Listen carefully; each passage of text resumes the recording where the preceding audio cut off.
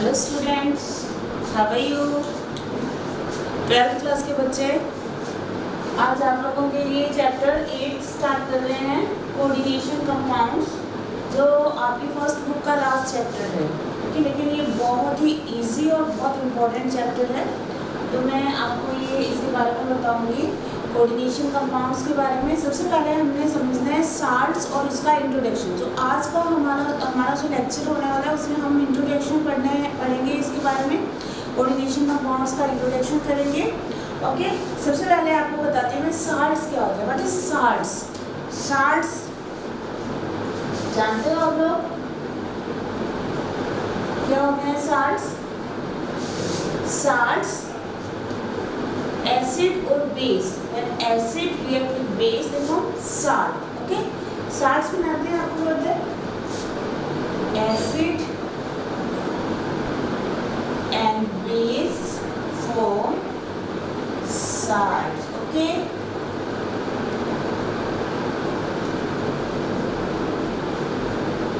salts for example HCl, acid हम ले रहे हैं यहाँ पे हाइड्रोजन क्लोराइड, और बेस यहाँ पे ले रहे हैं NaOH, and they react with each other and form sodium chloride NaCl and water. तो आपका जो NaCl है वो क्या है? एसिड साल्ट है। ओके, दूसरी क्वालिटी क्या होती है साल्ट्स की? Salts are made by one cation and anion। तो आपके जो साल्ट्स हैं इसमें क्या होगा? केटायन होंगे और एनायंस होंगे। लेकिन साल्ट्स को हम फिर कैटेगराइज करते हैं simple salts and mixed salts.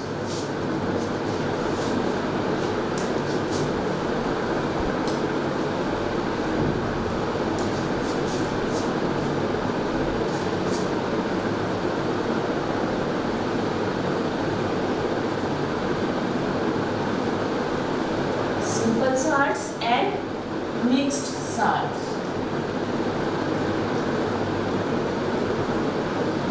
Mixed salts, तो सिंपल साल्ट जो मैंने अभी साल्ट बताए थे वो सिंपल साल्ट ही थे, एसिड और बेस की रिएक्शन से बन रहे हैं वो साल्ट्स हैं।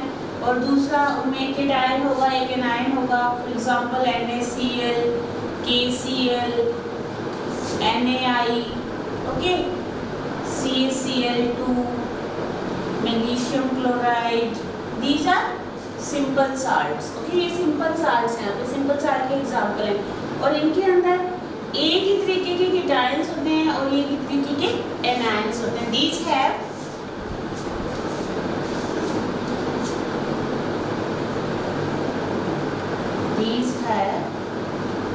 one type of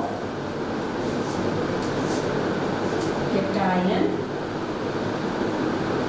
and one type of anion.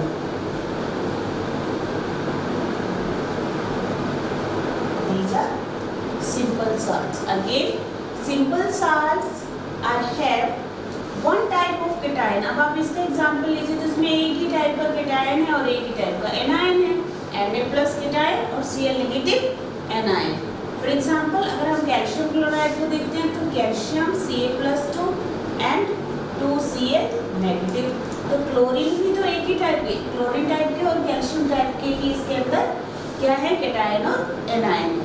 तो सिंपल साल्ट्स क्या हैं आपके पास? Which have same one type of cation and one type of anion. These are called simple salts.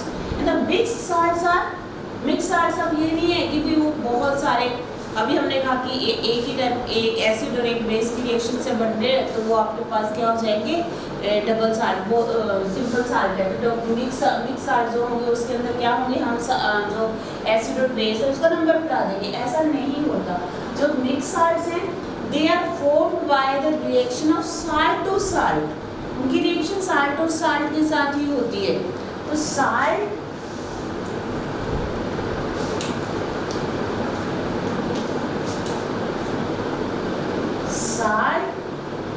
when react with another salt, या एक से अधिक, एक और एक से ज़्यादा टाइप के साल्ट से रिएक्शन करते हैं दे फॉर्म मिक्स साल्ट, तो वहाँ से जो बनेगा वो मिक्स साल्ट होगा। ओके, मिक्स साल्ट बन जाएगी। For example KCl react with magnesium chloride, magnesium chloride भी आपके पास साल्ट है, KCl भी आपके पास साल्ट है, तो यहाँ पर बन गया KCl dot MgCl2 dot H2। These are hydrated, these are crystalline salts, ठीक है। तो ये आपको पता है ये कार्नेलाइट, ओके, कार्नेलाइट का एग्जांपल है। ऐसा ही एक और साल्ट जो बहुत ही इंपॉर्टेंट है 12th क्लास में, दिस इज पोटाश एलम, ये बनता है आपका K2SO4 plus aluminium sulphate, then it forms K2SO4 dot aluminum sulfate and 24H2O. This is alum. This is alum. Potash alum. Potash alum. और इसको जनरली हम बोलते हैं फिटकरी, commonly it is known as फिटकरी, फिटकरी कहते हैं इसको, ठीक है। और एक और एग्जांपल है वो भी बहुत इंपॉर्टेंट है मिक्स साल्ट का, that is ammonium, ferrous ammonium sulphate, FeSO4 ferrous sulphate, then ammonium sulphate,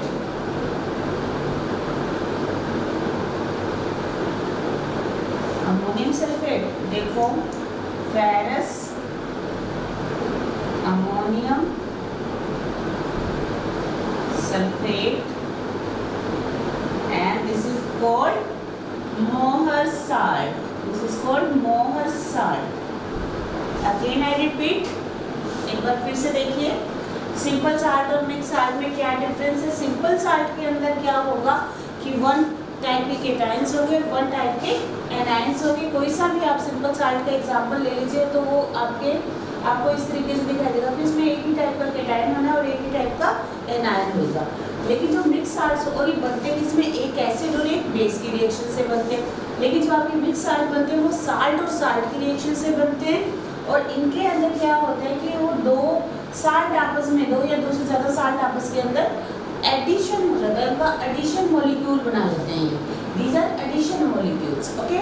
तो ये मिक्स साल्ट हैं और हम पढ़ रहे हैं क्या, अभी हमने जो तीसरा साल्ट पढ़ना है that is coordination complex salt is.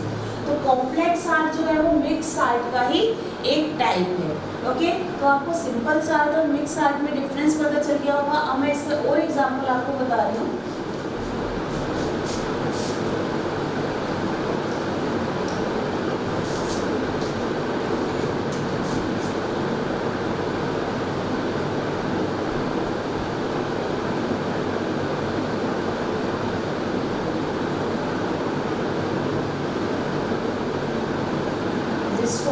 अगर मैं ऐसे लिख दूँ उसको KCl और KCl dot FeCl2, this is potassium ferrocyanide, और मैं इसको ऐसे भी लिख सकती हूँ K4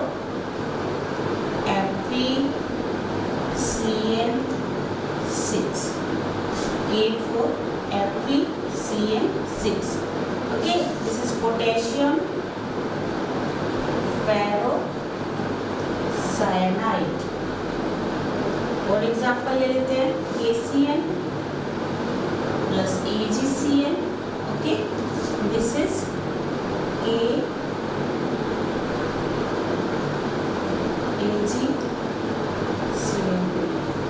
दिस इज पोटेशियम। तो ये हो गया आपका अर्जेंटेन साइनो अर्जेंटेट, ओके। तो इस तरीके से ये आपके पास जो मिक्स साल्ट थे, अब आप देखिए कि ये कुछ तो ऐसे ब्रैकेट वाले आपको दिखाई दे रहे हैं, कुछ इस तरीके से सिंपल साल्ट्स दिखाई दे रहे हैं कि इसके अंदर हमने इनको जोड़ दिया। These are called double salts. इस टाइप के साल्ट को हमने बोलना है डबल साल्ट। और ये जो साल्ट्स हैं वो आपके पास हैं कॉम्प्लेक्स साल्ट और कोऑर्डिनेशन साल्ट। कॉम्प्लेक्स साल्ट्स और कोऑर्डिनेशन साल्ट।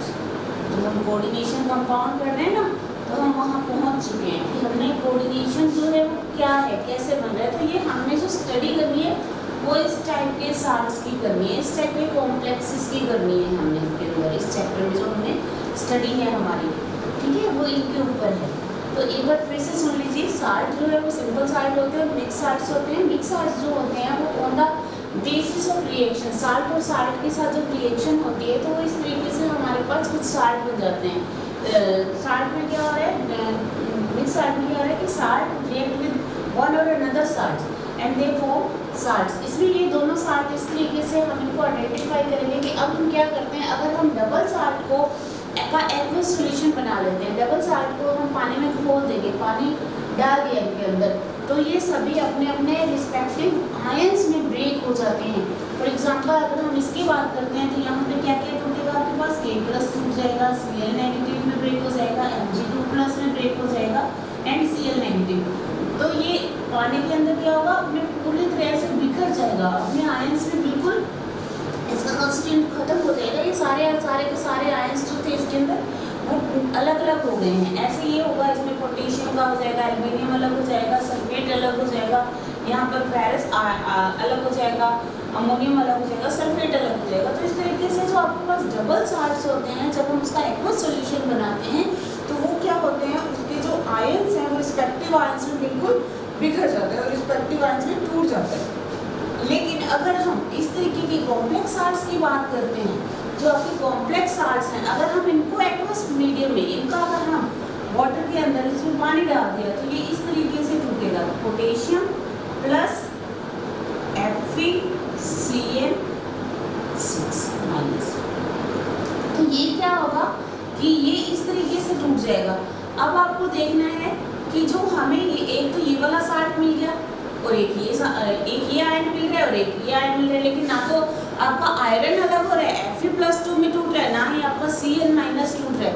तो ये जो कॉम्प्लेक्स साल्ट्स होते हैं ये अपनी आइडेंटिटी को खोते नहीं, इनकी आइडेंटिटी एज इट इज बनी रहती है। ये सिर्फ और सिर्फ दो आयंस में ब्रेक होगा, एक तो पोटेशियम में और एक इस तरीके से। यानी इसके अंदर जो आयंस बनने वाले हैं, आपके पास कितने टाइप के आयंस बनेंगे, 2 टाइप के आयंस बनेंगे, एक पोटेशियम आयन बनेगा और दूसरा FeCl6 बनेगा। इसी तरीके से अगर हम इसकी बात करते हैं तो यहाँ पर भी कितने टाइप के आयंस बनेंगे, यहाँ भी 2 टाइप के आयंस बनेंगे, एक पोटेशियम K+ बनेगा और दूसरा आपके पास ये बनेगा AgCl। ओके, तो ये बनेगा। तो इस तरीके से हमें पता चल गया what is complex salts. Complex salts are those salts which do not lose their identity in aqueous solution. अगर हम इसका एक्वस सॉल्यूशन बना देते हैं तो ये रिस्पेक्टिव आयंस में ब्रेक नहीं होता, ये अपनी आइडेंटिटी को नहीं लूज करता है। यहाँ पर सिल्वर और साइनाइड एक दूसरे के साथ जुड़े हुए रहते हैं। ओके, तो ऐसा क्यों होता है कि ये अपनी आइडेंटिटी को क्यों नहीं लूज करते हैं। अब आपको पता चल गया होगा what's difference between mix salt and complex salts. और आपको याद कौन कौन से रखने हैं, ये 3 साल्ट आपको बिल्कुल, डबल साल्ट जो है ये आपको बिल्कुल अच्छे से याद होनी चाहिए। कार्बोनाइट, पोटाश एलिमेंट, मोहर साल्ट, ये दोनों आपके प्रैक्टिकल में हैं, इन दोनों पे हमें प्रैक्टिकल करना है लैब में। ओके, तो ये आपको याद होनी चाहिए। मोहर साल्ट क्या है, फेरस अमोनियम सल्फेट है। पोटाश एलिमेंट क्या है, that is potassium aluminium sulphate. Okay, अब यहाँ पर हमने जो स्टडी करनी है, जो हमारा चैप्टर है वो किसके ऊपर बेस्ड है, that is on the basis of complexes salts और that is also non coordination salts.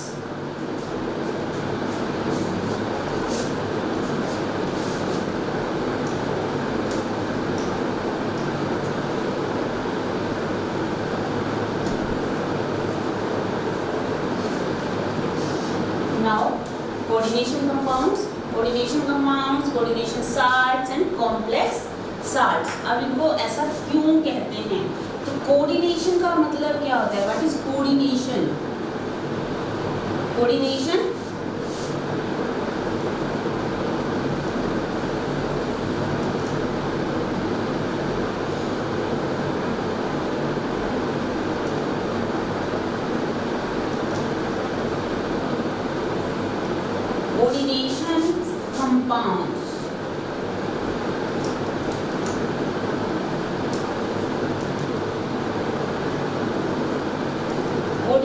compounds, coordination compounds में मैंने आपको 11th क्लास में एक बॉन्ड पढ़ाया था केमिकल बॉन्डिंग में, that is coordinate bond. Coordinate bond, तो बस ये कोऑर्डिनेट बॉन्ड से ही बने हुए होते हैं। Coordination compounds are made by coordinate bond. Okay, अब पहले हम समझ लेते हैं, एक बार हम रिकॉल कर लेते हैं कि कोऑर्डिनेट बॉन्ड होता क्या है। What is coordinate bond? अगर मैं उसका दूसरा नाम दूँ तो शायद आपको याद आ जाएगा, तो डेटिव बॉन्ड। ओके, तो कोऑर्डिनेट बॉन्ड की बात करते हैं हम।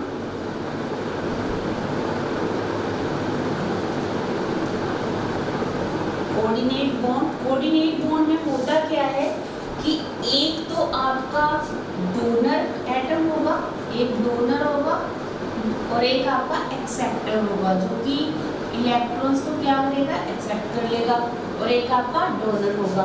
तो यानी कि यहाँ पर जो बॉन्ड बनता है उसमें एक तो इलेक्ट्रॉन रिच स्पीशीज होनी चाहिए, इलेक्ट्रॉन रिच होना चाहिए जिसके पास बहुत सारे इलेक्ट्रॉन्स एक्स्ट्रा हों, एक्स्ट्रा इलेक्ट्रॉन्स, तभी तो वो अपने इलेक्ट्रॉन्स को डोनेट कर पाएगा। और जो एक्सेप्टर होगा वो इलेक्ट्रॉन क्या होना चाहिए, डेफिशिएंट होना चाहिए, इलेक्ट्रॉन डेफिशिएंट होगा जिसके पास इलेक्ट्रॉन की कमी होगी। एक इलेक्ट्रॉन रिच स्पीशीज जो है वो इलेक्ट्रॉन डेफिशिएंट स्पीशीज को अपने इलेक्ट्रॉन्स डोनेट करती है, और उस उनके बीच में जो बॉन्ड क्रिएट हो जाता है उस टाइप वो होता है कोऑर्डिनेट बॉन्ड। तो कौन सा बॉन्ड बनता है, कोऑर्डिनेट बॉन्ड बनता है।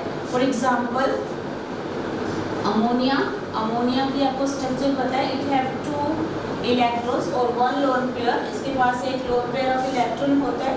और अगर हम BF3 की बात करते हैं, BF3 BF3 is the electron deficient species, क्योंकि इसके पास 6 ही इलेक्ट्रॉन होते हैं।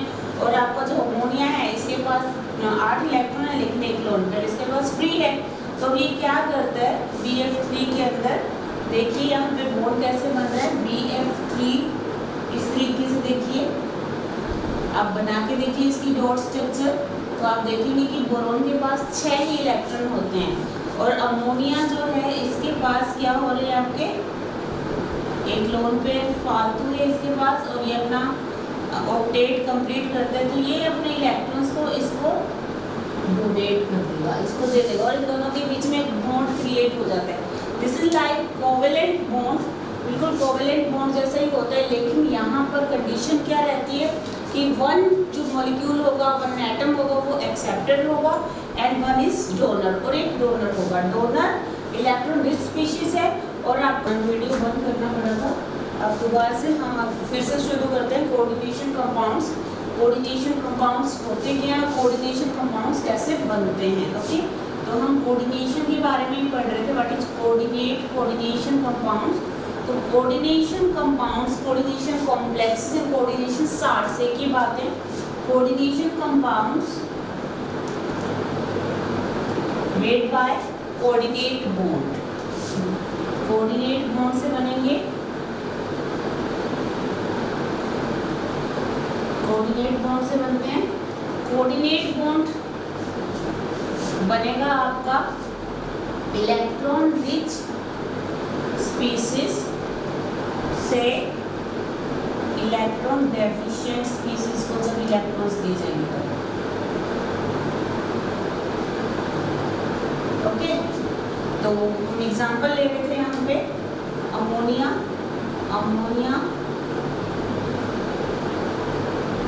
it have 1 lone pair of electron, and BF3 this is electron deficient species. Okay, यहाँ पे इलेक्ट्रॉन रिच स्पीशीज आपकी अमोनिया है और इलेक्ट्रॉन डेफिशिएंट स्पीशीज आपकी BF3 है। तो ये जो लोन पेयर्स हैं वो अमोनिया, नाइट्रोजन जो है वो किसको डोनेट कर रहा है, बोरोन को कर रहा है। तो ये जो बॉन्ड बन रहा है, ये जो आपका बॉन्ड फॉर्मेशन हो गया है जिसको हमने एरो से दिखाया हुआ है, और ये आपका कोऑर्डिनेट बॉन्ड है। This bond is known as coordinate bond.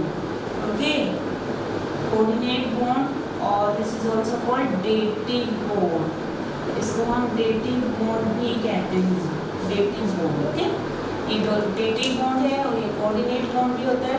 तो यहाँ पर अमोनिया से बोरोन की तरफ जा रहे हैं इलेक्ट्रॉन, नाइट्रोजन से बोरोन की तरफ जा रहे हैं, तो ये हो गया आपका कोऑर्डिनेट। अब हम जो कॉम्प्लेक्स कंपाउंड्स बने हैं, तो सिंपल कंपाउंड की बात कर हो गई है। अब हम कॉम्प्लेक्स कंपाउंड्स पे चलते हैं, जहाँ पर इस सिर्फ आपको एक एग्जांपल बताया कोऑर्डिनेट बॉन्ड के लिए। तो पहली कंडीशन कोऑर्डिनेट बॉन्ड की क्या होगी जो डोनर होगा वो इलेक्ट्रॉन रिच होगा, ओके, इलेक्ट्रॉन रिच होगा, that is also called Lewis base, okay, Lewis base होना चाहिए। Lewis base are those species which are electron rich species and electron acceptors are Lewis acid, electron deficient species, okay.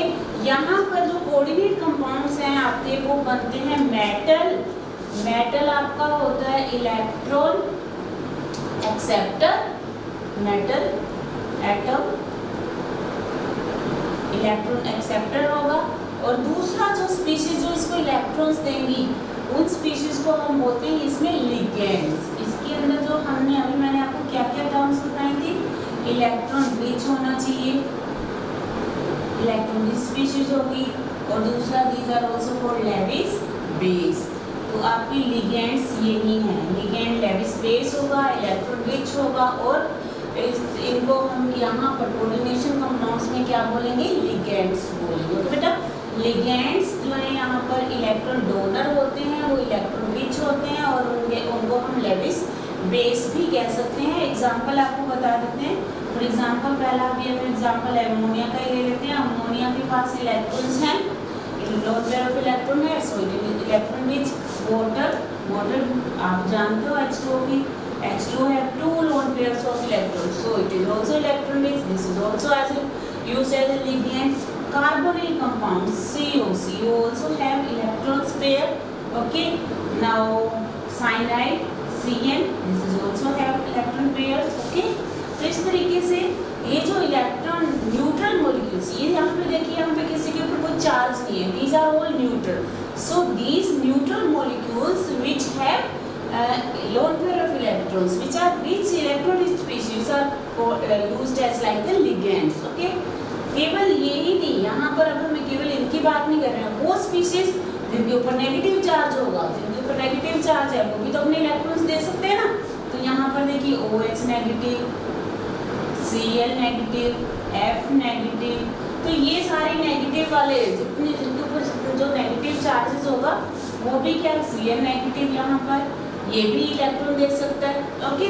तो ये negative species जो हैं ये भी क्या होते हैं, लिगेंड्स होते हैं, ये भी यहाँ पर किसके रूप में काम करेंगे, लिगेंड्स के रूप में। तो आपको ये टर्म अच्छे से समझ में आ गई कि लिगेंड्स, अब हमने यहाँ पर कोऑर्डिनेशन कंपाउंड में जो टर्म इस्तेमाल करना है वो लिगेंड्स करना है। तो लिगेंड्स क्या होते हैं, इलेक्ट्रॉन रिच स्पीशीज होते हैं, लेविस बेस होते हैं, these are neutral as well as ion, okay. Neutral हो सकते हैं, these are neutral, okay, and these are ions, ions which have negative charge, okay. Anions होते हैं जिनके ऊपर नेगेटिव चार्ज होते हैं, लेकिन कभी कभी केटायंस भी जो है आपके लिगेंड्स के रूप में काम करते हैं। Sometime positive charge species also known as ligands, for example NO+ nitrosylium ion, NO+, आपकी बुक में एक एग्जांपल है इसका NO+ का, okay. This is positive ligand, this is negative ligand, and these are neutral ligands. अब आगे हम बात करते हैं मेटल एटम की। मेटल एटम यहाँ पर क्या है, electron deficient, okay, electron deficient. तो जनरली जो मेटल्स हैं, जनरली मेटल जो आपकी यूज होने वाली है यहाँ पर वो कहाँ से आएगी, डी ब्लॉक एलिमेंट से। This is from D block elements, okay. Metal सबसे पहले आप याद रख लीजिए, metal come from D block element, okay. दूसरा, अब मेटल जो है वो इलेक्ट्रॉन को क्यों एक्सेप्ट कर रही है, because it have vacant D orbitals, क्योंकि इसके पास क्या है, डी ऑर्बिटल्स है। क्योंकि अभी इलेक्ट्रॉन लेगी तो उन इलेक्ट्रॉन्स को रखेगी कहाँ पे, तो इसके पास स्पेस है, खाली जगह है, वैकेंट डी ऑर्बिटल्स है। उन वैकेंट डी ऑर्बिटल्स में वो क्या करेगी, इन इलेक्ट्रॉन्स को के साथ बॉन्ड फॉर्म करेगी। तो आपके पास कंडीशन क्या है कोऑर्डिनेशन कंपाउंड के लिए, कि आपके पास मेटल होगा जो वो आपको क्या प्रोवाइड करेगा, स्पेस प्रोवाइड करेगा, खाली जगह देगी, वैकेंट डी ऑर्बिटल होने चाहिए उसके पास, ओके, वैकेंट स्पेस होना चाहिए, और जो आपका लिगेंड होना चाहिए वो क्या होना चाहिए, इलेक्ट्रॉन रिच होना चाहिए, इलेक्ट्रॉन्स होने चाहिए उसके बाद, ताकि वो उसको क्या करे, लिगेंड मेटल को क्या दे दे, इलेक्ट्रॉन्स डोनेट कर दे, और इनके बीच में क्या बॉन्ड बन जाएगा, कोऑर्डिनेट बॉन्ड फॉर्म हो जाएगा, ओके।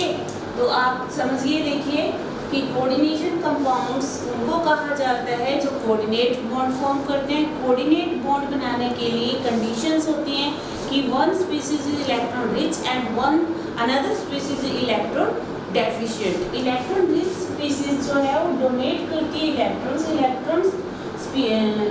डेफिशिएंट स्पीसीज को, और उन दोनों के बीच में एक बॉन्ड क्रिएट होता है, that bond is known as coordination bond, coordinate bond और डेटिव बॉन्ड। अब यहाँ पर जो हम कोऑर्डिनेशन कंपाउंड्स में जो पढ़ने वाले हैं, वहाँ पर जो आपकी इलेक्ट्रॉन डेफिशिएंट स्पीसीज है वो एक ही रहेगी, that is metal ion. Okay, यहाँ पे मेटल आयन होगा। मेटल जब अपने इलेक्ट्रॉन्स को इकट्ठा कर लेगी या उसके इलेक्ट्रॉन जब वो एक्साइटेड स्टेट में चली जाएगी तो वो अपने डी ऑर्बिटल्स को खाली कर देती है, तो वहाँ पर वो प्रोवाइड करती है वैकेंट डी ऑर्बिटल्स को। और जो लिगेंड्स हैं दे आर इलेक्ट्रॉन रिच, तो ये इलेक्ट्रॉन जो है वो वहाँ कहाँ जाएंगे, वैकेंट डी ऑर्बिटल की तरफ जाएंगे, और आपके पास क्या बनेगा, कोऑर्डिनेट बॉन्ड बनेगा, और आपके पास कॉम्प्लेक्सेस और कंपाउंड्स जो है वो तैयार हो जाएंगे। और इन्हीं की स्टडी को हमने यहाँ पे करना है। और इसी को, इस केमिस्ट्री को हम बोलते हैं coordination chemistry. the study of the coordination compounds. Okay, this is known as coordination chemistry. Okay, चलिए अब हम कोऑर्डिनेशन कंपाउंड्स के बारे में कुछ थोड़ा सा और जान लेते हैं। कुछ टर्म्स हैं आपको वो याद रखनी है, और ये बहुत ही इंटरेस्टिंग और बहुत ही आसान चैप्टर है, इसमें कुछ भी नहीं है। जित आप आराम से इसे एक बार दो बार सुन लेंगे बस आपको ये लर्न हो जाएगा। इस चैप्टर में कुछ भी नहीं है, समझ में आ जाएगा आपको अच्छे से। तो सबसे पहले यहाँ पर मैंने अभी स्टार्टिंग में एक एग्जांपल लिया था, उसी को ही हम ले लेते हैं, K4FeCN6। Okay, this is potassium ferrocyanide. इसी को लेकर के हम सारे टर्म्स को समझ लेते हैं।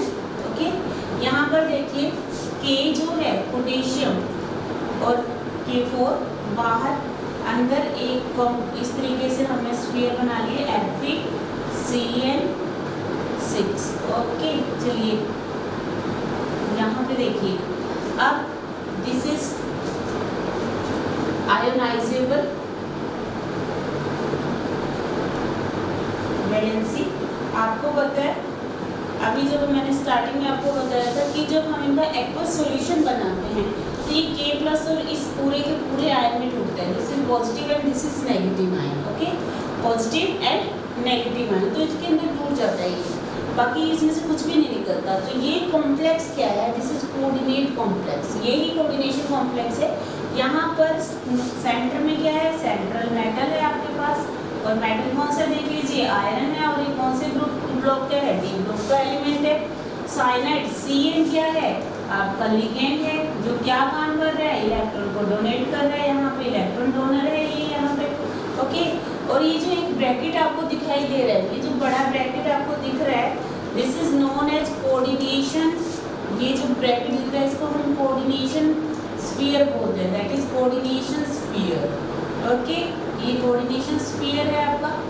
तो यहाँ पर बस इतना ही कुछ आपको ध्यान में रखना है कि जो आपका एक ब्रैकेट में जो अंदर की तरफ जो कॉम्प्लेक्स साल्ट आपको दिखाई दे रहा है, तो ये जो कोऑर्डिनेशन स्फीयर होगा, ये लिगेंड्स होंगे जो कि इलेक्ट्रॉन डोनेट कर रहे होंगे, ले कौन रहा है, सेंट्रल मेटल एटम ले रहे हैं, यहाँ से आयनाइजेबल है। तो ये पूरा का पूरा जो होगा, दिस इज नॉन आयनाइजेबल, ये नॉन आयनाइजेबल होगा। यहाँ जो ये इसके साथ जितने नंबर ऑफ लिगेंड्स जुड़े होते हैं, जितने इसके साथ लिगेंड्स जुड़ेंगे वो इसका कोऑर्डिनेशन नंबर होता है, this is known as coordination number. तो अब आप बताइए कि इस मेटल के साथ कितने लिगेंड्स जुड़े हुए हैं, कितने साइनाइड जुड़े हुए हैं, 6। तो यहाँ पर इसका कोऑर्डिनेशन नंबर क्या हो जाएगा, 6 हो जाएगा। ओके, तो ये कोऑर्डिनेशन नंबर है जो कि 6 है, और ये कोऑर्डिनेशन स्फीयर हो गया। इसको थोड़ा बनाकर देख लेते हैं हम, तो और आसानी से आपको समझ में आ जाएगा। देखिए K और इसके साथ इस तरीके से ये जो है Cn अपने अपने इलेक्ट्रॉन को डोनेट करते हैं और इसको दे देते हैं। देखिए Fe को, Fe सेंट्रल, तो यहाँ देखिए इस तरीके से एक यही चीज को मैंने यहाँ बना दिया। तो देखिए कितने बॉन्ड बन गए, how many bonds, how many coordinate bonds are formed, 1 2 3 4 5 6। तो कोऑर्डिनेशन नंबर कितना हो गया, 6 हो गया। सेंट्रल मेटल क्या है यहाँ पे, आयरन है। अब हम इसको जब अच्छे से इसको डिटेल में पढ़ेंगे तो आपको पता चलेगा कि बनते कैसे हैं। इसके लिए बहुत सारी थ्योरीज दे रखी हैं।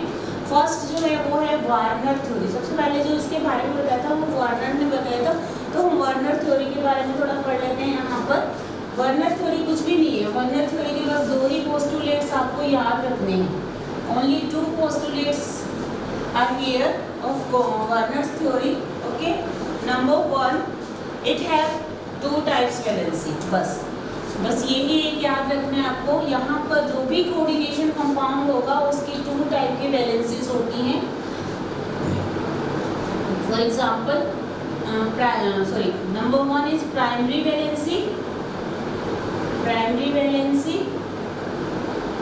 And number 2 is secondary valency. First point क्या कहता है, वार्नर ने क्या बताया, वार्नर थ्योरी क्या बता रही है आपको, वार्नर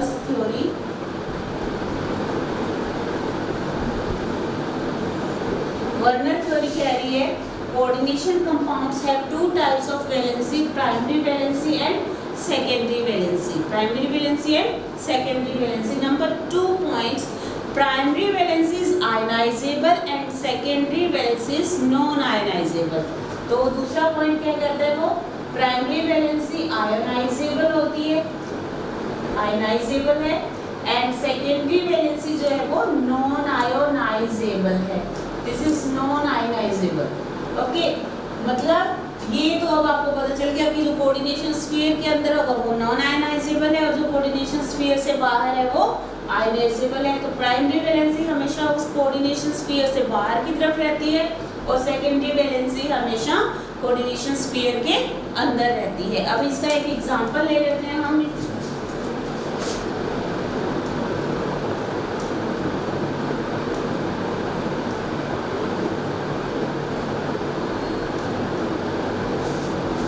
ओके, अब आप यहाँ देखिए कि जो ये अगर कोऑर्डिनेशन स्फीयर आपके पास आ गया है, ये जो ब्रैकेट वाला है ये कोऑर्डिनेशन स्फीयर पूरा, तो इस कोऑर्डिनेशन स्फीयर में central matter, ligands, coordination number 6, and this is non ionisable. Okay, and ionisable कौन सा है, ये प्राइमरी वैलेंसी Cl। अब मैं इसकी स्ट्रक्चर आपको बना के दिखाती हूँ, देखिए जरा।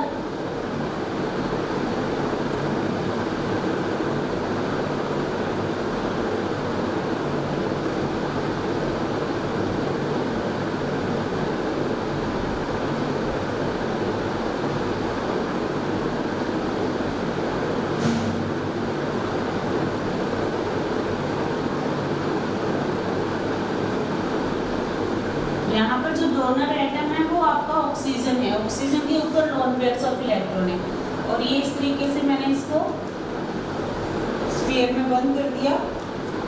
अब इसके साथ Cl जो है वो बाहर की तरफ रहेगा, 1 2, और इसको हमेशा हम ना इससे डॉटेड लाइन से शो करते हैं क्योंकि ये वीकली बॉन्डेड है, तो ये आराम से आयनाइजेबल हो जाएंगे। और ये आपके कोऑर्डिनेट हैं, जो कोऑर्डिनेट बॉन्ड बन रहे हैं तो ये अंदर की तरफ रहते हैं।